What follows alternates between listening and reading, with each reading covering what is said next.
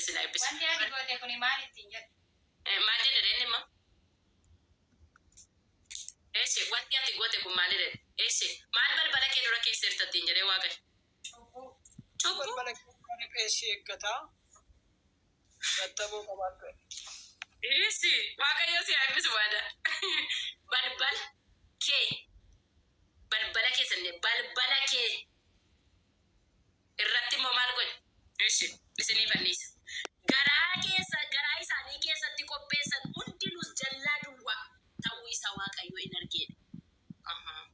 Jallinni namootaa fuula waaqayyoo duratti maal ta'e jechuudha. Hamma dhabe. Okay. Jallina kana hundumaatiif kamsicha qabbaneessuu hundumaatiif hin qabbaneesse miti inni illee iddoo isaatii yoo balleesse bade. Kanaaf nagaan argame. Waaqayyo nutti araaramuun isaa karaa eenyudha jechuudha. Karaa Yesuus Kiristoos. Yesuus Kiristoos kun maal ta'e? Hin abboomame. Okay. Du'ee maal amma dubbiseen kaanee waadaan? Du'a Yesuus Kiristoosiin nuyi maal arganneerra? Araara arganneerra. Okay. Irra deebiin dubbisi gaa. Laga jallinicha laala argitaniitu miti? Jallinichi eessatti qophaa'e yoo isin jettan garaa keessatti. Jallinni kun immoo waaqayyo waaqa irraa ilmaan namootaa kana garaa isaanii keessatti. Gaafa jedhu waaqayyo iddoo hundumaatti taa'ee iddoo hundumaatti argaa iddoo hundumaatti beeka. Isa yaada garaa keenya keessa jiru dubbisee beeka. Dubbiin sagalee.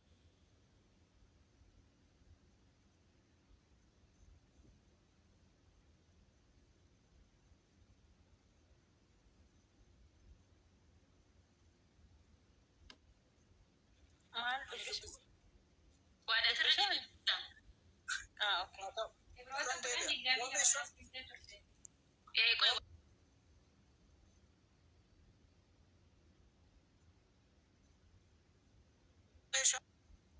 Usaatiin ammam akka nu jaallate in argisiisa.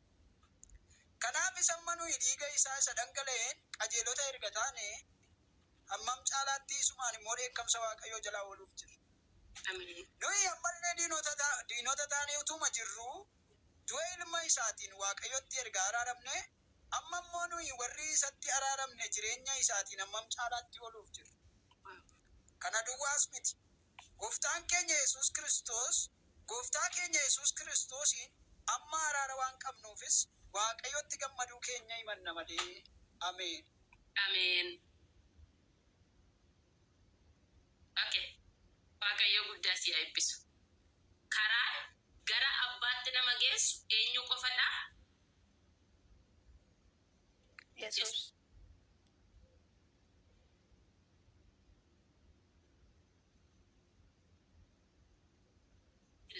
Kiristoos.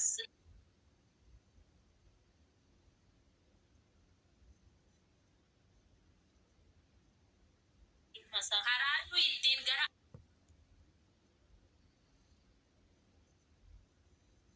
abbaatti dhiyaachuu dandeenyus Yesuus Kiristoosiin qofadha. Akkana jedha.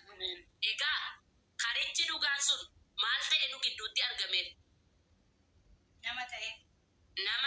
Nama akkamii? Nama foon uffatu ta'e. Akkana jedha. Sagalichis nama foonii ta'e nu gidduuttis buufata. Ulfina isaa isa maalii? Ayyaanaaf dhugaadhaan guutuus argina. Ulfinni isaas isa ilma tokkicha abbaa isaa irraa maal ta'e argatudha. Okay. Nama guutuu ta'e nu gidduutti mul'ate. Amma gaa nama ta'e gaafa jenne waan nama ta'eef qabu.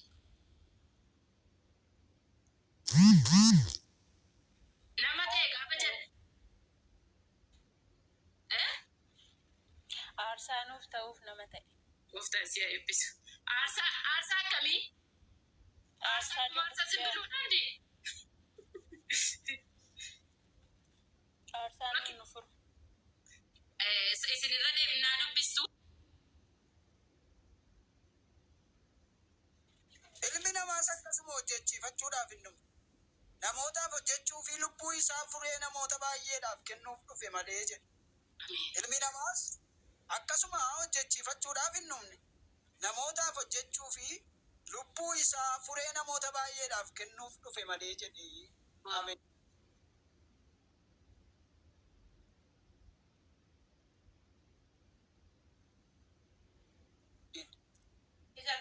Kanaafis lama irrattis inni furee cubbuu keenyaati. Cubbuu keenya du'aafis miti. Cubbuu guutummaa biyya lafaatiifis malee jedha. Yes, waaqayyo si haa eebbisu eebbifame. Ala ilmi namaa inni dhufe isa kam?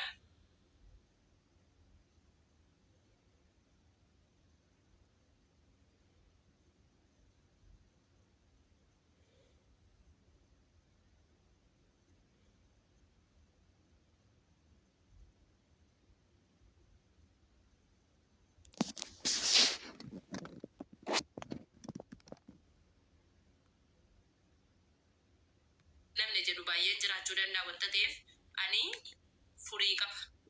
Innis isa waa'ee kootiif cinaatti isaa eeboodhaaf waraanamee bishaaniif dhiigii keessaa dhangala'e.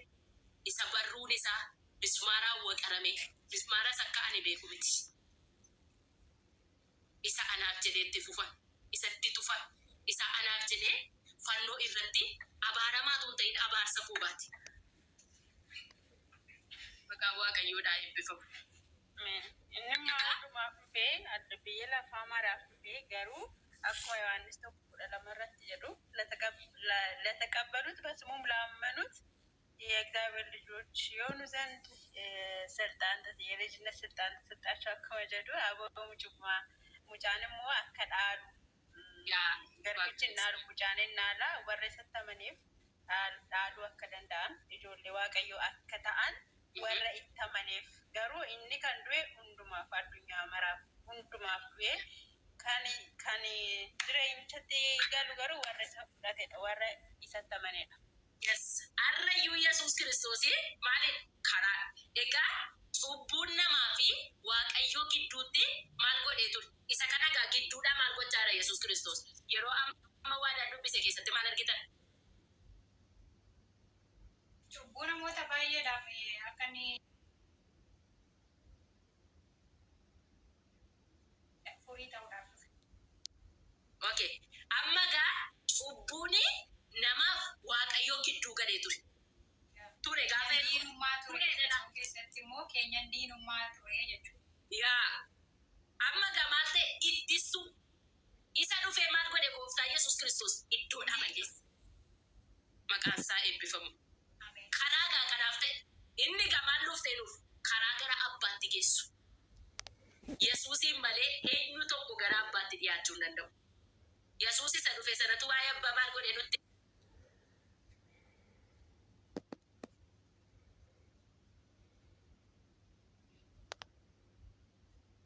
himedha. Hiikee nu barsiise. Bakka waaqayyo si haa eebbisu. Aarsaan Yesuus Kiristoos kanaaf isiniif godhee dhiifamuu cubbuu araara isa bara baraa Ibroota 10:12 isinii kenna nu dubbisaa gadafa. 10:22 moo 10:12? No. Isa amma dubbisaa silan si kenne dubbisiyaati. Yaa Ibroota 10:22 kan dura. Inni kun immoo kan biraa. Eesha akkas jedha. Kanaafis nuyi warra yaadni garaa isaanii hamminatti qulleeffamee ragni isaaniis bishaan qulqulluudhaan dhiqamee taanee kottaa gara dhugaadhaan amantii guutuudhaanis waaqayyotti dhiyaannaa jedha. Ameen.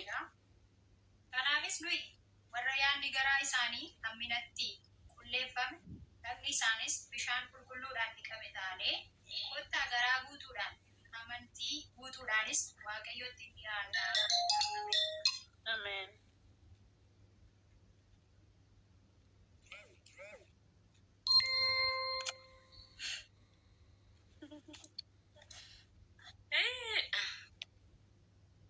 Dhugaa waaqayyoo siisterii kooti waayee.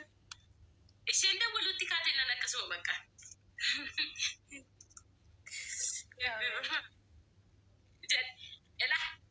Asliin dubbisuudhaaf baafteerti akkana jedhaan isaan dubbisa. Lubni guyyaa guyyaan dhaabbatee hojii lubummaa isaanii hojjeta. Aarsaan isaa cubbuu namoota irraa fuudhuu matumaa hin dandeenye sanas deebi'ee ni dhiyeessa. Kiristoos garuu ala tokko aarsaa dhiyeesse bara baraan. Haleluuyaa. Gara mirga waaqayyoo immoo hin taane. Amen. Ishi dubbisi.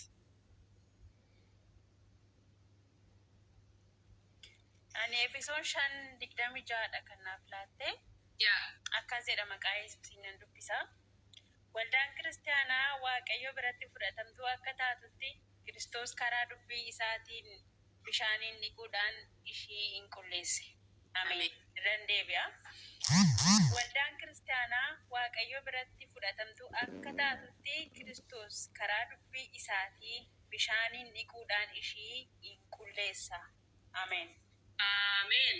Waaqayyo gooftaan Kudhan kudha lama dubbisu. dubbisi. Kiristoos garuu al tokko aarsaa dhiyeesse. Bara baraan gara mirga Waaqayyoo taa'e. Ameen. Dandeebi'a. Kiristoos garuu al tokko aarsaa dhiyeesse. Bara baraan gara mirga Waaqayyoo taa'e. Ibroota 10:12. Akkeedo. Kiristoos al tokko dhiyeesse ji'a tokko miti bara baraa fi isa booddee isa dhaqee ta'e mirga Waaqayyoo ta'e. Inni sun garuu guyyaa guyyaatti iyyuu dhiyaate maal gochuu hin dandeenye? Bara baraan fayyisuu hin dandeenye. Okay.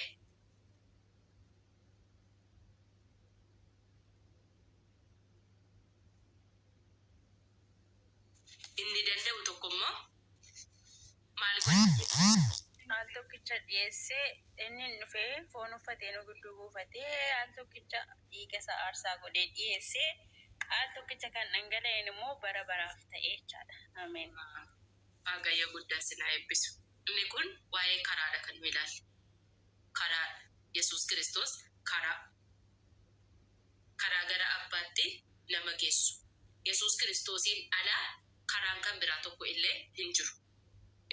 Nuyi egaa karaa kana Efesoon irratti ni naan yamma dubbisi kun bal'inaan dubbii isaatiin bishaaniin dhiquudhaan ishee hin qulleessine jedhu bishaaniin hin jedhu kun dubbiidha miti dubbii sagalee Waaqayyo. Okay. Yesuus Kiristoosii bartoota bira yeroo jirutti bartoota takkeetti dubbate. Har'a immoo karaa wangeela isaatiin anaaf isinitti immoo akkasitti dubbachaa jira jechuudha. Okay. Yeroo karaadha jedhu macaafa qulqulluu keessatti waa'ee karichaatiif kan caafame hundumtu raajotaan kan dubbatame hundumtu maal ta'eera jechuudha. Raawwateera. Waaqayyo sinaa eebbisu. Ammas Waaqayyo sinaa eebbisu. Isiniin jecha karaa erga laallee maal ilaallama immoo? Dhugaa. Anatu dhugaadha. Dhugaan immoo maal nama baasa? Birmaduu nama baasa. Okay. Birmaduu baane gaafa jennu maal jenna?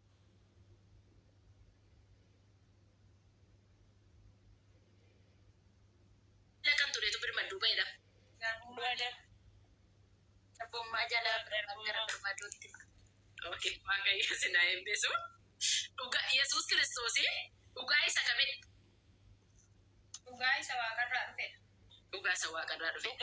Dhugaa isa dhugaaf dhugaa ba'udha. Waaqayyo sinaa eebbisu. Kan isaa lakkaa'amee dhumu kan jedhamee dhumu sin qabu. Kan biraa? Utuu tarreessinee maqaa isaa tarreessinee finna? Dhugaan kun dhugaa keessa jiraatan dhugaa nama jiraachisuudhas. Dhugaa ittiin jiraatanidhas. Okay. Dhugaan dhugaadhaaf dhugaa hin jiraata gaafa jennu dhugaan erga Yesuus Kiristoos ta'e dhugaan Yesuusiin alaa hundumti isaayyuu maalidha? Sobaadha. Dhugaan Yesuusiin alaa hundi isaayyuu sobadha. Okay. Waa'ee dhugaa jechuudha. Dhugaan kuni eenyu dandeessa? Yesuus. Okay. Meessa duraa Peetros 2:22 namni nu dubbisu. Peetros. Isa duraa Peetros 2:22. Baaseera. Akkasidha. Caafata qullaa keessaa inni cubbuu hin hojjenne dubbii isaa keessatti haxxummaan hin argamne kan jedhu jira. Dandeebi'a.